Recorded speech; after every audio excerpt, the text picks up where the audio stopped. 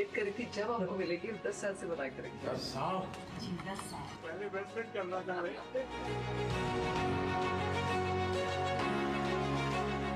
राज कपूर साहब ने दुनिया में भारत के सॉफ्ट पावर की ताकत को एस्टैब्लिश कर दिया।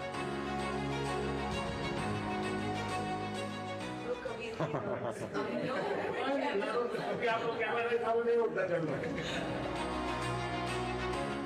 फोटो तो रैंडली होता होगा। बहुत कम वस्तुओं मुझे बचे थे फैमिली में, तो ये 10 या 12 वस्तुओं में से एक है, तो आपको पेश करना चाहते हैं हम। यहाँ जो पीएम म्यूजियम बना है उसमें रिफॉर्म आदरणीय प्रधानमंत्री श्री नरेंद्र मोदी जी। कट।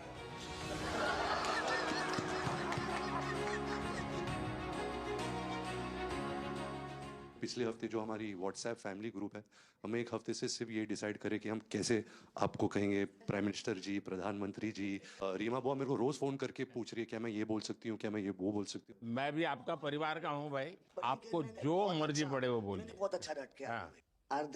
आदरणीय प्रधानमंत्री श्री नरेंद्र मोदी जी। कट।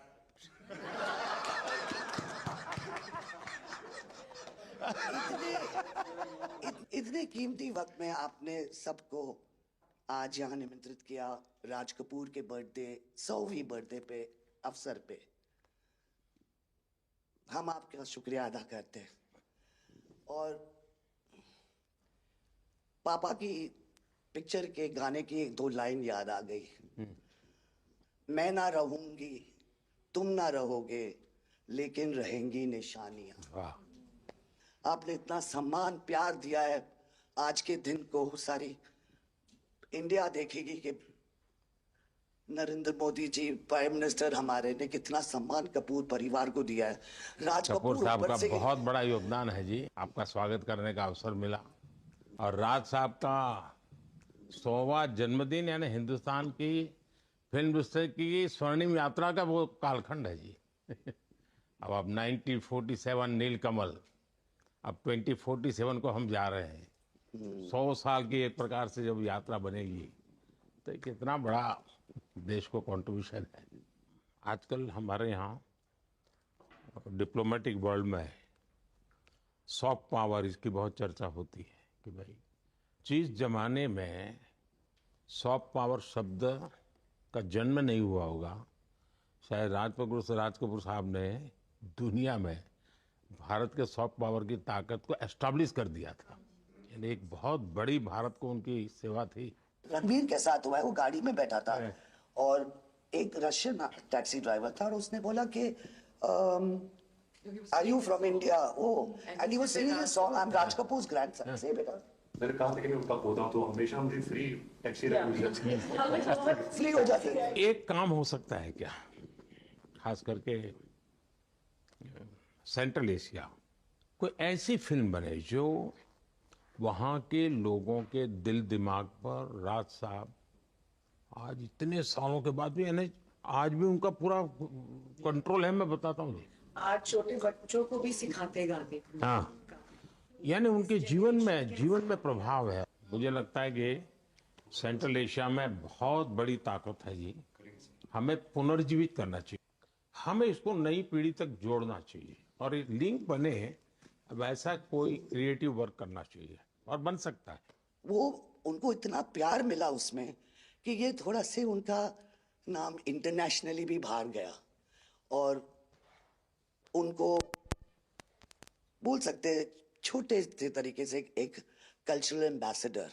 लेकिन आज मैं ये आपको बोलना चाहती हूँ, वो छोटे से कल्चरल एम्बेसडर थे, लेकिन हमारे प्राइम मिनिस्टर इंडिया के तो हमें ग्लोबल मैप में डाल दिया है। एंड वो हम we are so proud, each member of this family is very proud. देखिए, देश की आज प्रतिष्ठा बहुत बड़ी है, बहुत बड़ी है। सिर्फ योगा ले लीजिए जी, आज दुनिया के किसी भी देश में जाइए, योगा के प्रति इतना मम्मी और मैं, हम दोनों, बेबो, लोलो, हम सब योगा में बहुत रुचि रखते हैं जी। वैसे मैं दुनिया के जितने लीडर से मिलता हूँ, लंच डिनर अगर साथ में है तो मेरे अगल बगल में जितने भी है वो मेरे से योगा के लिए ही चर्चा करते हैं। एक छोटा सा ट्रिब्यूट है नाना जी के लिए। एक्चुअली दरअसल मेरा पहला फिल्म है एज अ प्रोड्यूसर, एंड मेरा सपना था कि मैं अपने फैमिली के साथ कुछ करूं, तो सब इस फिल्म में है। मैं एक चीज बोल सकती जी हूँ, बिल्कुल। ये वो ग्रैंडसन है, राधा ग्रैंडसन्स, मेरे दोनों बच्चे, हैं, ये अपने नाना को मिले नहीं है हैं। और ये पिक्चर बना रहे हैं, और उनकी सब उस अरमान ने इतनी खोज की है इस हर चीज की, और उसमें थोड़ा बहुत just for him he is making. जो कुछ सीखे हम फिल्मों के माध्यम से, और जो माँ ने सिखाया मुझे, उनसे सीखे हम। देखिए, जब आप रिसर्च करते हैं ना, तो एक प्रकार से आप उसको जीते हैं जी, उस दुनिया को जीते हैं। तो आप बड़े भाग्यवान हैं जी कि भले आपने नाना जी को देखा नहीं, लेकिन नाना जी को जीने का आपको अवसर मिल रहा है। जी बिल्कुल बिल्कुल, ये बहुत बड़ा सपना है मेरा, और I am really thankful, full family is part of this. मुझे याद है हमारे यहाँ इनके फिल्मों की ताकत क्या थी।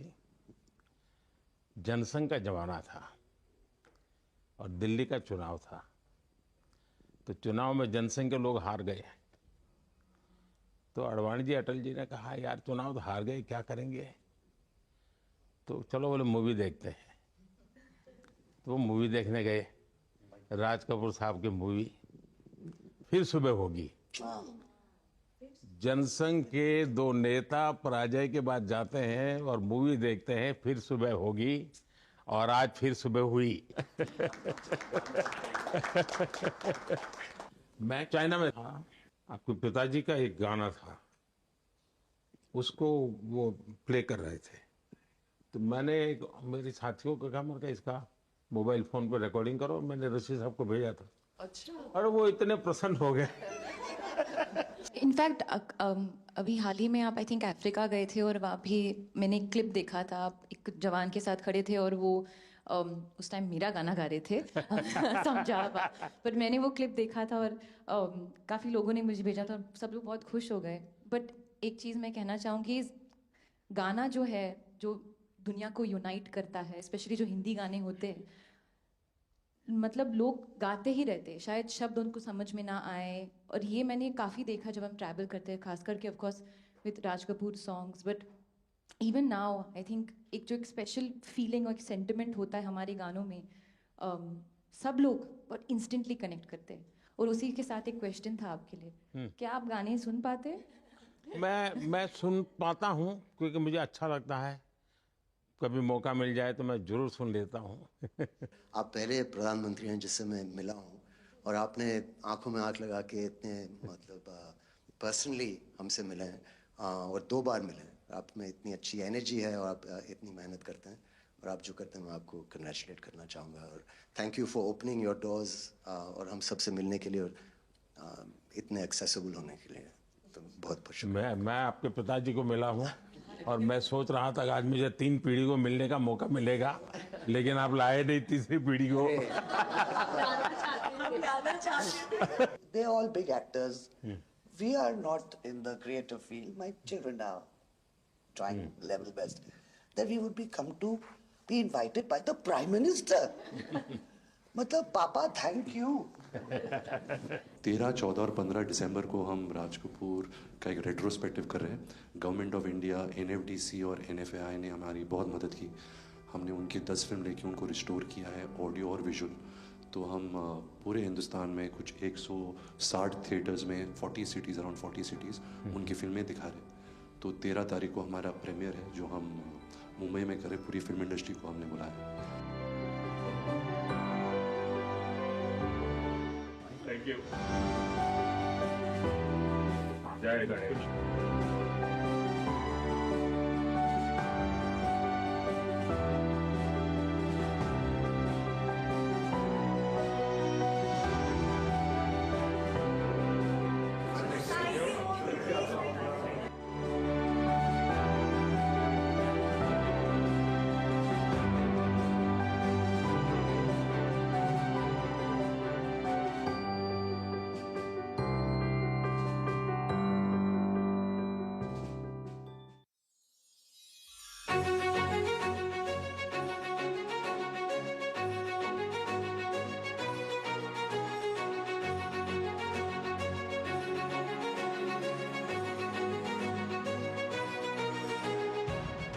हफ्ते से सिर्फ ये डिसाइड करें कि हम कैसे आपको कहेंगे प्राइम मिनिस्टर जी, प्रधानमंत्री जी।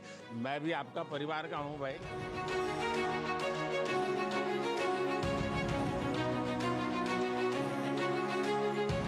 वेट करी थी जब आपको मिलेगी 10 साल से बनाए करेंगे। 10 साल जी 10 साल। पहले इन्वेस्टमेंट करना था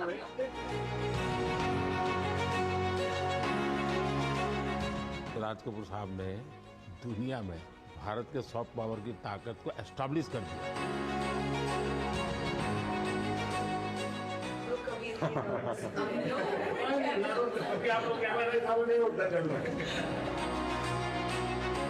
कभी फोटो तो रैरली होता होगा।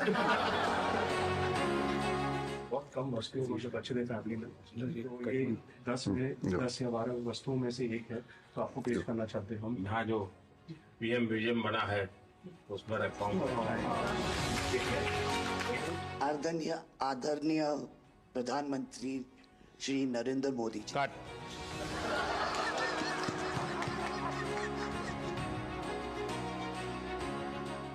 पिछले हफ्ते जो हमारी व्हाट्सएप फैमिली ग्रुप है, हमें एक हफ्ते से सिर्फ ये डिसाइड करें कि हम कैसे आपको कहेंगे प्राइम मिनिस्टर जी, प्रधानमंत्री जी। रीमा बुआ मेरे को रोज फोन करके पूछ रही है क्या मैं ये बोल सकती हूँ, क्या मैं ये वो बोल सकती हूँ। मैं भी आपका परिवार का हूँ भाई, आपको जो मर्जी पड़े वो बोलिए। बहुत अच्छा रट के हाँ।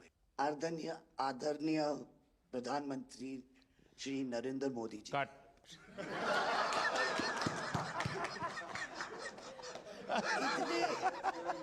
इतने कीमती वक्त में आपने सबको आज यहाँ निमंत्रित किया राज कपूर के बर्थडे 100वीं बर्थडे पे अवसर पे।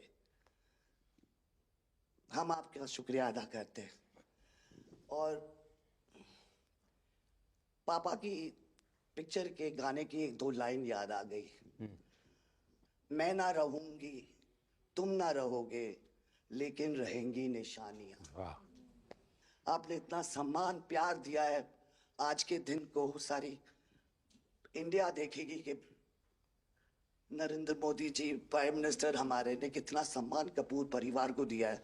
राज कपूर साहब ऊपर का से बहुत बड़ा योगदान है जी, आपका स्वागत करने का अवसर मिला। और राज साहब का 100वां जन्मदिन यानी हिंदुस्तान की फिल्म इंडस्ट्री की स्वर्णिम यात्रा का वो कालखंड है जी। अब 1947 नीलकमल, अब 2047 को हम जा रहे हैं। 100 साल की एक प्रकार से जब यात्रा बनेगी तो कितना बड़ा देश को कंट्रीब्यूशन है। आजकल हमारे यहाँ डिप्लोमेटिक वर्ल्ड में सॉफ्ट पावर इसकी बहुत चर्चा होती है कि भाई जिस जमाने में सॉफ्ट पावर शब्द का जन्म नहीं हुआ होगा, शायद राज कपूर साहब ने दुनिया में भारत के सॉफ्ट पावर की ताकत को एस्टैब्लिश कर दिया था। यानी एक बहुत बड़ी भारत को उनकी सेवा थी। रणबीर के साथ हुआ है, वो गाड़ी में बैठा था और एक रशियन टैक्सी ड्राइवर था और उसने बोला कि are you from India? And he was singing a song, I am Raj Kapoor's grandson. से बेटा मैंने कहा था कि मैं उनका पोता हूं, तो हमेशा मुझे फ्री टैक्सी फ्री हो जाती है। एक काम हो सकता है क्या, खास करके सेंट्रल एशिया, कोई ऐसी फिल्म बने जो वहाँ के लोगों के दिल दिमाग पर राज साहब आज इतने सालों के बाद भी, यानी आज भी उनका पूरा कंट्रोल है। मैं बताता हूँ, आज छोटे बच्चों को भी सिखाते गाते। हाँ, यानी उनके जीवन में प्रभाव है। मुझे लगता है कि सेंट्रल एशिया में बहुत बड़ी ताकत है जी। हमें पुनर्जीवित करना चाहिए, हमें इसको नई पीढ़ी तक जोड़ना चाहिए और एक लिंक बने। अब ऐसा कोई क्रिएटिव वर्क करना चाहिए और बन सकता है। वो उनको इतना प्यार मिला उसमें कि ये थोड़ा से उनका नाम इंटरनेशनली भी बाहर गया और उनको बोल सकते हैं छोटे से तरीके से एक कल्चरल एम्बेसडर। लेकिन आज मैं ये आपको बोलना चाहती हूँ, वो छोटे से कल्चरल एम्बेसडर थे, लेकिन हमारे प्राइम मिनिस्टर इंडिया के तो हमें ग्लोबल मैप में डाल दिया है। एंड वो हम we are so proud, each member of this family is very proud. देखिए, देश की आज प्रतिष्ठा बहुत बड़ी है, बहुत बड़ी है। सिर्फ योगा ले लीजिए जी, आज दुनिया के किसी भी देश में जाइए, योगा के प्रति इतना मम्मी और मैं हम दोनों बेबो लोलो हम सब योगा में बहुत रुचि रखते हैं। वैसे मैं दुनिया के जितने लीडर से मिलता हूँ, लंच डिनर अगर साथ में है तो मेरे अगल बगल में जितने भी है वो मेरे से योगा के लिए ही चर्चा करते हैं।